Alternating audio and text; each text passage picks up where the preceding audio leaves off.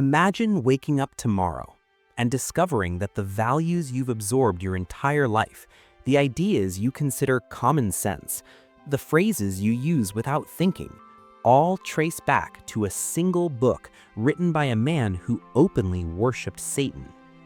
What if the philosophies shaping modern entertainment, education, business, and even self-help weren't random cultural evolution? What if they were planted, cultivated, designed to spread? Anton LaVey founded the Church of Satan in San Francisco. 2 years later, he published the Satanic Bible, a manifesto outlining a complete worldview built on the rejection of Christian values, not as random rebellion, but as a replacement system, a competing moral code. Most people have never read it, most don't know it exists, but here's what's unsettling. You don't need to read a philosophy to absorb it.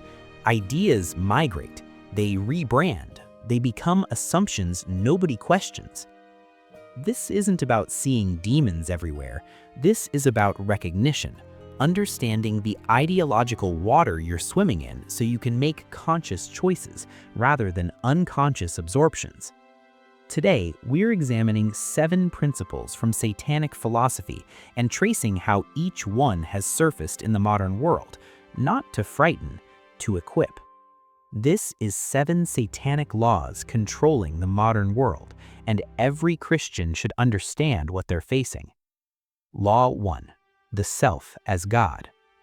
Let's begin where LaVey began, with the individual.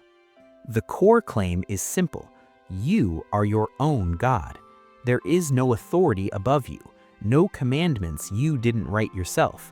Your desires, your instincts, your personal truth, these constitute the only meaningful standard. LaVey didn't invent this from nothing. He synthesized Nietzsche's concept of the Übermensch, Aleister Crowley's Do What Thou Wilt, and Ayn Rand's rational self-interest into something accessible and spreadable. Now listen to contemporary language. You do you. Live your truth. No one can tell you who to be. Trust yourself. These phrases are everywhere. Social media, self-help books, advertising. They've become so common they don't register as philosophy anymore. They're just how people talk. But embedded within them is a specific claim that truth is personal, that authenticity is self-defined, that external standards, including religious ones, are obstacles to your real self. The self-help industry generates over $10 billion annually. Its consistent message is, you already possess everything you need inside you. The answers are within. Christianity offers a different framework. God is the ultimate authority. Human reason is valuable but limited. Humility before transcendent truth is considered wisdom, not weakness. What we observe in culture is the self moving from participant to sovereign. That shift changes everything downstream: relationships, morality, purpose, identity itself. The first law is foundational. Everything else builds on this. Law 2. Indulgence over restraint. If the first law makes you your own God, the second tells you what to worship, your appetites. LaVey was explicit. Where Christianity counsels restraint, he celebrated excess. His argument was psychological. Denial produces frustration. Frustration produces guilt. Therefore, the healthy person indulges fully. Satisfaction, not sacrifice, leads to well-being. Consider the messaging surrounding you daily. Treat yourself. You deserve this. Life is too short to say no. Indulge. From food to finance to sexuality, the cultural script is constant permission. Restraint equals repression. Discipline equals punishment.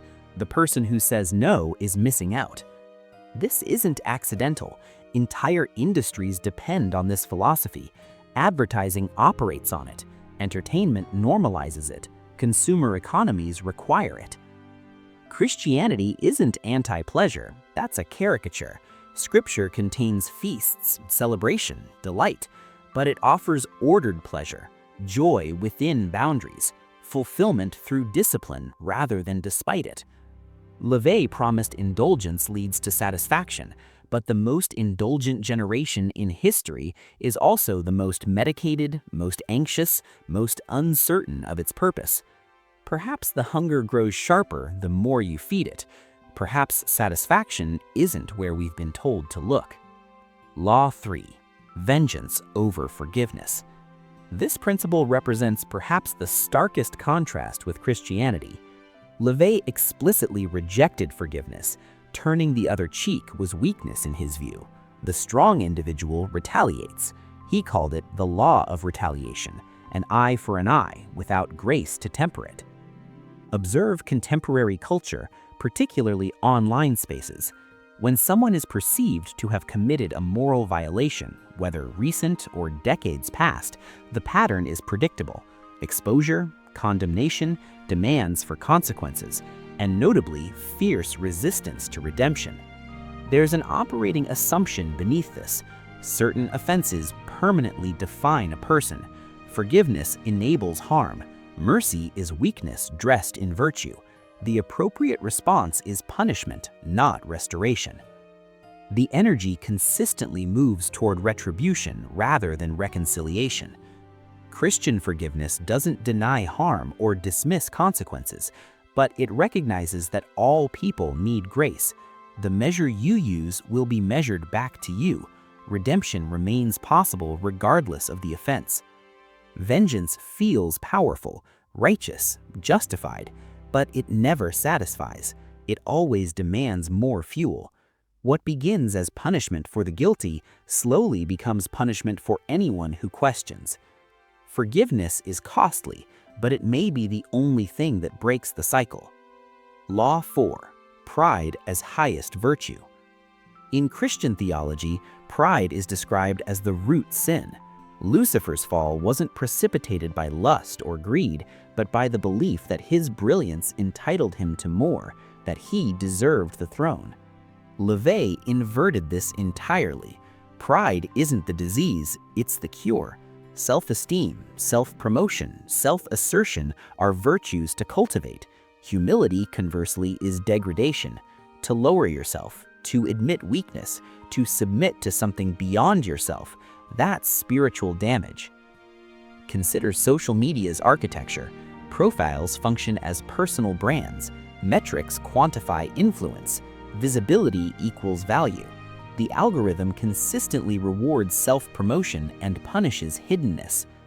The language of contemporary self-improvement emphasizes confidence, assertiveness, knowing your worth, owning your power. These aren't inherently negative qualities, but notice what's largely absent: humility, deference, the acknowledgement of limitation, the willingness to genuinely say, "I was wrong," without spin. Christian humility isn't self-hatred, it's positioning yourself within a larger reality, freedom from needing constant validation, peace that doesn't depend on winning every comparison. There's an unexpected lightness in not needing to be seen. LaVey saw humility as weakness. Perhaps strength and weakness aren't where we've been told to look. I'd like to pause here briefly. If you're finding this valuable, I genuinely appreciate you subscribing to the channel. Many watching right now haven't subscribed yet, and that simple action helps this content reach more people who might benefit. A like or comment helps as well. I actually read the comments and find the conversations genuinely enriching. Thank you for being here. Let's continue. Law 5. Truth is whatever you decide. This principle operates quietly, but its effects may be the most wide-reaching. LaVey didn't believe in objective morality. He viewed moral codes as human constructions, tools created by the powerful to control the weak. Good and evil weren't real categories existing outside human opinion. They were arbitrary conventions. The implication is significant. If morality is relative, no external standard can legitimately constrain you. The only authentic ethic is self-interest. Listen to common phrases in contemporary discourse. That's your truth. Who's to say what's right? Morality is subjective. Don't impose your values on me. These reflect a specific philosophical commitment. Moral claims are personal. No position holds objective validity. Asserting absolute standards is itself a form of aggression. Here's the practical problem. If truth is merely personal, constructive disagreement becomes impossible. There's no shared ground, no common standard both parties can appeal to. Debate reduces to power. Whoever controls the platform determines what counts as true. This affects everything: law, education, medicine, family structure. When objective truth is abandoned, institutions become untethered. Definitions shift according to whoever holds leverage. Christianity makes a different claim. Truth exists. It holds regardless of human opinion. It can be discovered, aligned with, built upon. A stable foundation permits construction. Shifting sand does not. LaVey saw relativism as freedom. It may actually produce a different tyranny, the tyranny of whoever shouts loudest. Law 6. Humans are just animals. This principle often wears scientific clothing, which grants it cultural authority. LaVey was explicit. Humans are animals, not metaphorically, essentially, just chemistry and survival, no soul, no divine image, no eternal dimension. This belief serves important functions in his framework. If there's no soul, there's no ultimate accountability beyond this life. If humans are merely animals, following instinct isn't sin, it's nature. And if there's no sacred dimension to humanity, dignity becomes assigned rather than inherent. Consider what that means. If dignity is not inherent, it must be granted. What is granted can be withdrawn. Contemporary thought frequently explains human behavior through biology alone. Love as reproductive strategy, altruism as genetic self-interest, consciousness as useful illusion generated by brain chemistry. These frameworks aren't presented as philosophy, they're presented as science, neutral description, but they carry philosophical weight. If humans are sophisticated animals, the basis for human rights becomes unclear. Why should the weak or unproductive be valued equally with the strong? If dignity isn't inherent, value becomes functional. What lacks function can be discarded. This logic surfaces in discussions about end-of-life decisions, disability, medical resource allocation. Beneath compassionate language often lies calculation. Christianity stakes a different claim. Every human being carries the image of God. Dignity is inherent, inviolable, present from conception to natural death, unchanged by circumstance or capability. Without this foundation, universal human dignity becomes remarkably difficult to establish.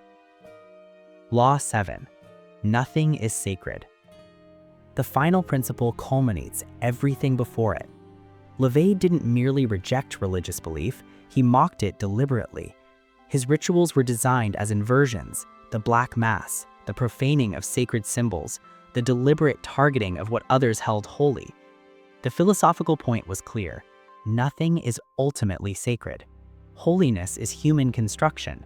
Anything revered can be deconstructed, and such deconstruction is liberation. Observe contemporary culture. Religious imagery appears in fashion and entertainment, often not to honor but to provoke. Traditional institutions like marriage, family, childhood innocence are frequently treated as suspect structures requiring dismantling rather than reformation. This goes beyond secularism.